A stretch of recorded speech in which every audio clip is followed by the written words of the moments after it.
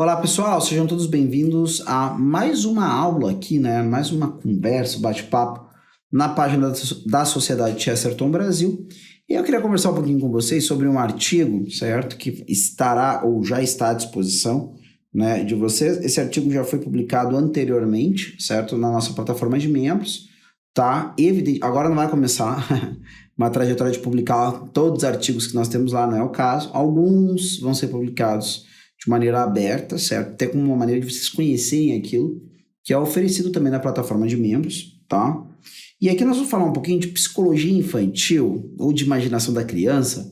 Mas não é... Ninguém aqui está querendo também mudar o viés da página para uma página de psicopedagogia ou algo do tipo, certo?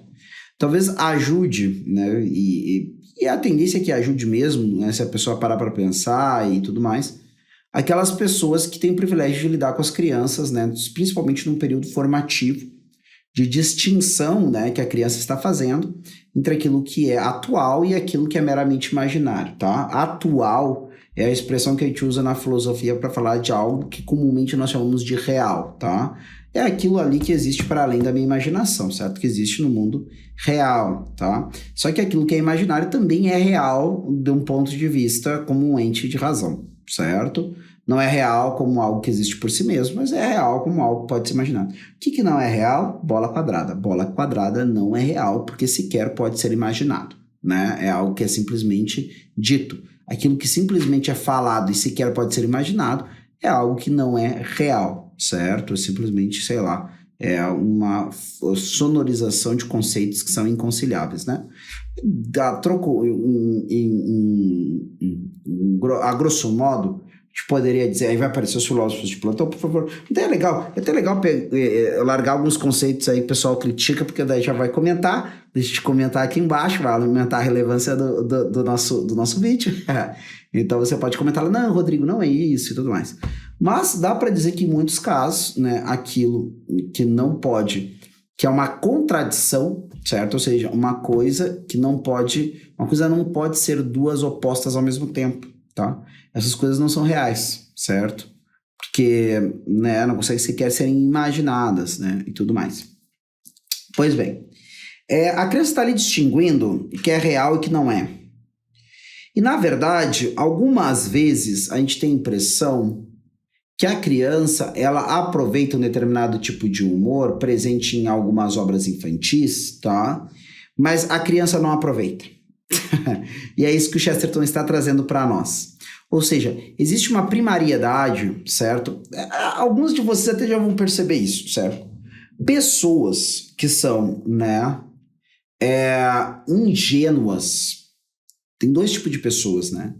As ingênuas e as realmente puras de coração, via de regras, não são afeitas a ironias, tá? Não porque elas não acham aquilo necessariamente pecaminoso. Algumas ironias até mesmo podem ser consideradas, né, dentro de um ponto de vista moral, né, sobretudo cristão. Por quê? Porque a ironia namora com a mentira, com a falsidade, com a dissimulação, né? É aquele tipo de coisa que a gente está dizendo algo materialmente com as palavras e dando a entender o diferente ou mesmo o contrário, certo? Até em alguns momentos, como a ironia demanda um certo semblante, algumas expressões faciais ou uma entonação de voz, eu vejo que para suprir a incompreensão que alguns tinham em relação à ironia que faziam, surgiu aquilo que eu acho que agora já saiu de moda também, que é o só que não, né? Fulano é o mais tal coisa, só que não. Porque às vezes escrito, isso não era percebido como irônico, né? Talvez para alguém conhecesse todo o contexto e assim por diante. Então, claro, mas não é necessariamente que a pessoa ingênua ou realmente pura de coração tem uma certa resistência à ironia. É porque para ela, né, ela não precisa de formas mais sutis de humor, porque para ela as coisas são mais ou menos felizes, certo? Ou a pessoa ingênua não conheceu o que é a maldade, né, do mundo, tá? Ou a pessoa pura, mesmo sabendo do que se trata a maldade do mundo, não se tornou má com isso, certo? E isso é bem interessante a gente distinguir. Ingenuidade, pessoal, não é uma característica positiva, pelo menos não do ponto de vista de uma pessoa que já não o deveria ser mais. A criança é ingênua por uma limitação própria do seu período formativo, pouco tempo de vida, das poucas experiências acumuladas ou de poucas realidades existentes conhecidas. Tá tudo bem a criança ser ingênua, assim como tá tudo bem ela não conseguir levantar mais peso ou correr mais rápido, ou não ter motricidade fina tão desenvolvida, certo? Só que isso não está bem para pessoas que já passaram por muito tempo e, em tese, se tivessem tido o tempo empenhado, né, no volume correto ou sido orientadas da forma que se deveria, já deveriam ter essas habilidades. Ou conhecerem a maldade possível das pessoas, ou então conhecerem, né, como desenvolver habilidades físicas e psíquicas que são próprias de alguém que já cresceu e fez um processo educativo razoável, tá? Por isso que a gente sempre ninguém vai achar nem torpe nem desajustado a ingenuidade numa pessoa, né, numa criança pequena. Sobretudo numa criança lá que ainda não chegou nem aos seus 10 anos de idade, assim por diante, certo? Agora, quando a gente tem isso, né, já num adolescente ou mesmo num adulto, é aquela hora que a ingenuidade é quase reputada por ignorância, né? Por quê? Porque a gente senta com a pessoa e diz assim, cara, com essa idade você já deveria saber isso, tá? Então é esse tipo de coisa. Como, na verdade, existe esse cabedal entre as pessoas que conhecem o mundo, algumas ironias, certo, causam, né, uma comoção na verdade, existe uma certa satisfação na ironia, porque a pessoa ao qual é destinada a ironia, via de regra, ela pensa aquilo e geralmente ela está incomodada pelo fato de alguma ausência ou falha. Quando alguém tem a coragem, né, mesmo que velada, de expor aquilo, que ela já está louca para botar a boca no trombone, não é de agora, certo? Ainda assim, com aquela coisa de, né, falei, mas não falei, porque você diz, não, mas você está querendo dizer tal coisa. Ora, meu querido, o que eu disse foi isso aqui. Se você entendeu dessa forma, a velha história de se a carapuça serviu, e assim por diante. Mas vocês percebem que existe algo de meio complicado, né, na maneira de enxergar o mundo de alguém, né, que precisa desses artifícios todos, tá? Primeiramente, porque uma coisa é nós sermos capazes de fazer jogos de palavras, né? E isso é uma diferença, né? Chesterton é irônico ou faz jogos de palavras? Gente, para mim o Chesterton é absurdamente franco. Ele só não é monótono ou previsível. Como a gente não está prevendo as invertidas e os jogos de palavra que ele faz, alguns não sabem dar nome para isso e chamam de ironia, tá? Mas a ironia pura, para mim, não é o carro-chefe do Chesterton, né? De maneira alguma. Mas, de fato, o jogo de palavras, sim, a exposição de paradoxos, né? E assim por diante. Então, esse é o ponto. E o que acaba acontecendo, né, com as crianças, via de regra? Muitas vezes as crianças acabam gostando muito de algumas obras, né, que tem muito de ironia, ou jogos de palavras ou coisa do tipo, mas elas se divertem com aquilo não por causa, né, ou até apesar disso. Elas se divertem em vista de elementos muito primários que para alguns, inclusive, até já passou batido. E um exemplo que eu dou disso é aquilo que Chesterton aprendeu desde muito antes de aprender o significado daquelas coisas, certo? Que são as poesias, poemas, né, ou obras literárias escritas de maneira bonita. O Chesterton ele chega à sua adolescência com um cabedal bastante considerável, ou mesmo invejável para um jovem daquela idade, de poemas ou obras literárias, de maneira que muitas vezes ele era visto, né, até no começo da sua vida no colégio, quase como um esquisito. Depois o Chesterton se insere, tem seus amigos e tudo mais, mas quase como um esquisito, porque ele era o cara que estava lá sozinho, já aquele rapagão enorme, certo? E que de maneira solitária segue pelo caminho recitando poemas.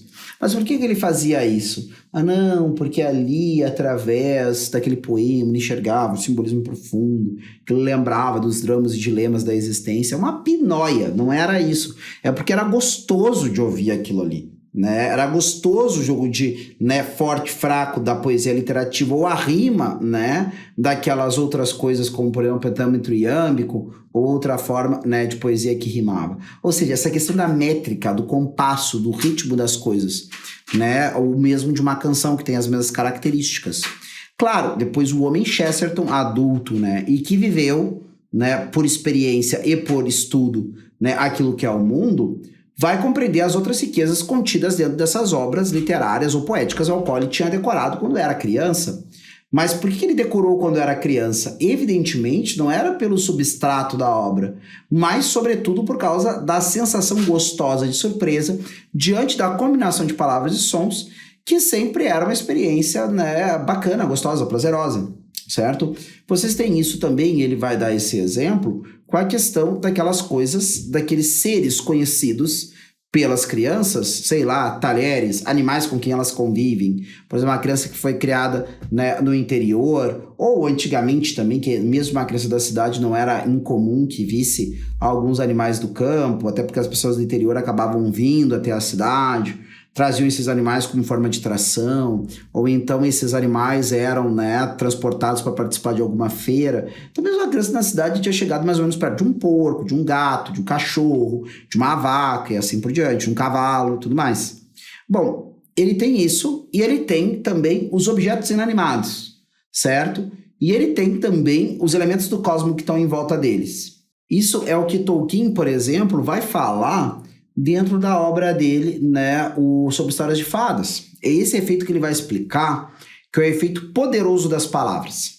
Aonde eu conheço, por exemplo, a palavra que significa grama, e eu conheço a palavra que significa cor roxa, e eu, dentro da minha imaginação, posso imaginar uma grama que, ao invés de ser verde, é uma grama roxa, certo? Isso, para aquela pessoa que tem determinada característica, né, de imaginação, né, e prazer, porque tem gente que tem gente que não tem isso, tá, pessoal? Isso aí é batata. A gente pode ver como as pessoas são diferentes, tá? Compreender isso é muito importante para que a gente não fique com raiva das pessoas, via de regra, na convivência. Por exemplo, né? É interessante como algumas pessoas são engolfadas pela experiência de fazerem coisas. A maneira delas sentirem e perceberem que estão, né, dentro da estrutura da realidade, agindo de maneira que seja válido o ser delas, assim, é fazer coisas, né? Então elas têm que estar ou correndo, ou brincando, ou jogando, ou interagindo com outros seres humanos, ou conversando. É engraçado, né? Aí entraria toda a questão de compreender como é que é o ser humano, como se dá a cabeça dele, tem todo estudo de temperamentos e tudo mais. Outros seres humanos não têm isso. Outros seres humanos, por algum motivo, percebem, né, o quão interessantes são conhecerem possibilidades de atualização, né, da realidade, certo? E acham magnífico poderem também eles fazerem isso, tá? De alguma forma, todo mundo, num determinado tempo da vida, acaba achando isso em algum grau interessante, tá? De maneira que, por que as crianças gostam tanto de ouvir histórias? Não porque especialmente elas sejam fantásticas, mas simplesmente porque são histórias, né, que falam para elas do mundo que elas estão conhecendo, certo? Então é bem aquela coisa que o próprio Chesterton fala no Ética do País das Fadas. Uma criança muito pequena, basta dizer que se abriu a porta do armário. E não precisa dizer para ela que abrindo a porta do armário tinha um dragão ali dentro, certo? Então é isso, quanto menos experiências o sujeito tem, mais é interessante aquilo que ele é relatado, certo? Por isso até mesmo o Chesterton depois vai fazer, né, esse voo diverso. Ou seja, nós estamos meio cansados do mundo que parece que não tem nada de novo debaixo do sol. Então nós precisamos, né, de certas histórias que nos falem de maneira nova de tudo aquilo que a gente já conhece. Falem das maçãs como douradas, porque parece que nós já estamos, né, entediados com as maçãs vermelhas, certo? E assim por diante. Então, pensar no tema maçã, né, faria pensar assim, como é legal uma maçã vermelha, mas uma maçã vermelha, não uma maçã dourada. Mas uma maçã dourada, eu poderia comer uma maçã dourada. E do que é feita uma maçã dourada? Uma maçã dourada é comestível? Bom, se eu tivesse com fome, de que me valeria uma maçã dourada? Aí talvez alguém pudesse perguntar, tá, mas um mundo que não houvesse uma maçã dourada é uma coisa bonita, uma coisa bela. Eu experimento um outro aspecto da minha vida, que é a capacidade de perceber a beleza. Não é perfeito, mas ao mesmo tempo eu tenho que comer e sobreviver. E é interessante que nesses conflitos a gente vai percebendo que existem coisas necessárias à vida enquanto subsistência e tem coisas que são necessárias à vida enquanto existência, né? Tem coisas que nós fazemos para estar vivos, tem coisas que nós fazemos para dar sentido ao fato de estarmos vivos. Então, mas todas essas reflexões existem porque nós precisamos repensar o valor das coisas para nós. Coisas que já foram conhecidas há muito tempo, mas que de alguma forma parece não comunicarem para nós mais a alegria de estarmos neste mundo e dessas coisas estarem no mundo conosco, né? Então, o Chesterton, ele acaba trazendo esse aspecto de que, nesse primeiro momento, que a criança frui, sobretudo, é duas coisas. Primeiramente, conhecer o que o mundo é, né? De alguma forma, ter alguma ideia do mundo, certo? Então, a criança, em grande parte, ela... não, mas a criança é ingênua de fato, e ela vai acreditar, né, na vaca que voa. Cara, se a criança nunca antes ouviu falar em vaca, é mais provável que a criança se deslumbre com o conceito de que existe um bicho chamado vaca, né? Do que com o fato dela voar. Então, se a criança a vida inteira construiu a imaginação de que o leite brotava da caixinha, e aí você mostra para ela uma vaca em toda a exuberância, né? Eu sempre penso numa vaca malhada, certo? Em toda a exuberância preta e branca dela, entendeu? Com aqueles úberes volumosos ali, e ainda mais com aquela coisa quase mágica de ver alguém ordenhando uma vaca mesmo, né? As pessoas relatam, às vezes, o fato de terem, né, crescido ou passado por locais onde havia o, né, gado leiteiro e essa coisa fantástica que era ir, né, botar o pó do Nescau, de outro achocolatado, ou sei lá o que, na canequinha lá e a pessoa ordenhar direto na caneca dela o leite quente da vaca, né? E tomar aquele achocolatado, aquele café, aquele sei lá o que, direto, né, do úbero do animal, né? Então todas essas coisas são interessantíssimas. Isso expande a ideia de existência, né, para a criança, que é algo interessante. Então eu acredito que, na verdade, a criança acha muito legal que exista a vaca, né? E depois ela vai se deslumbrar que a vaca possa voar até o céu, por exemplo, né? Existe uma vaca que voa até a lua, né? Mas primeiro eu fiquei alegre porque existe uma vaca, né? Então, a partir disso... E talvez seja muito bonito que a gente relembre disso, né? Porque, no fundo, essas coisas nos dão alegria, né, de estar vivos. Porque a gente dá... E outra coisa que o Chesterton vai comentar, né, do País das Fadas, né? É a gente se dar conta que essas coisas não são óbvias, elas não são garantidas. Uma coisa dolorosa do mundo de hoje, em que as pessoas vivem numa eterna monotonia, é porque elas acham que era alguma obrigação contratual, sabe-se de quem lá, com quem lá, de que existissem as coisas como as coisas existem, né? E o Chesterton, independente do que você acredita, o Chesterton parte da premissa, certo? De que não havia obrigação nenhuma de existir nada do que existe. Essas coisas só existem porque elas são um dom daquele que tem a existência em si mesmo, né? Trocando em miúdos, Deus, certo? E que esse Deus, por pura bondade, por puro transbordamento, certo? E aí quase uma arbitrariedade de Deus, simplesmente porque Deus quis, as coisas existem com a sua diversidade e a sua riqueza. Por isso que alguns quase acabam elencando o Chesterton dentro de uma linha nominalista, tá? O que para mim não parece o caso. Ou se era, nós nunca teríamos argumentos, eu acho, isso é achismo. Mas eu tenho a impressão que nós nunca teríamos argumentos definitivos a favor disso, certo? Porque para mim me parece muito razoável, né? Esse aspecto, é isso que eu com certeza digo que está em Chesterton, né?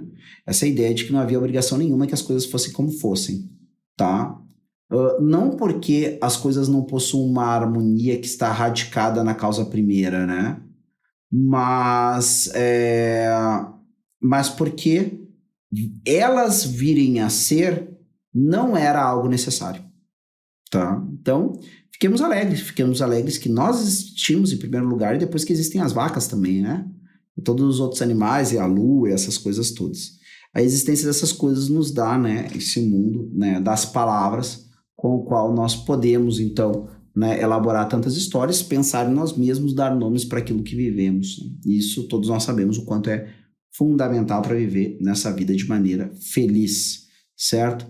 Então, eu acho que o grande negócio, a partir dessa reflexão do Chesterton, é talvez simplificar, pensando o que isso realmente nos ajuda com as crianças. Eu acho que às vezes a gente cria umas noias que não precisa, né? As crianças têm um processo delas, né? Responder de maneira muito simples e honesta a pergunta das crianças parece ser o grande caminho de viabilidade, né? Porque elas estão construindo, né, um mundo de significado delas, né? Então, por exemplo, eu sempre penso na história da pergunta das crianças de onde vêm os bebês. E às vezes eu vejo as pessoas preocupadas em dar uma aula de anatomia ou de obstetrícia para as crianças, né? Cara, não precisa. Se você às vezes dá uma resposta ontológica assim verdadeira, talvez seja o suficiente para ela. Essas outras coisas ela acaba entendendo depois com o passar do tempo. Sei lá. Tá, onde é que vem as crianças? Do amor de Deus. Não existe resposta mais profunda e mais verdadeira que essa.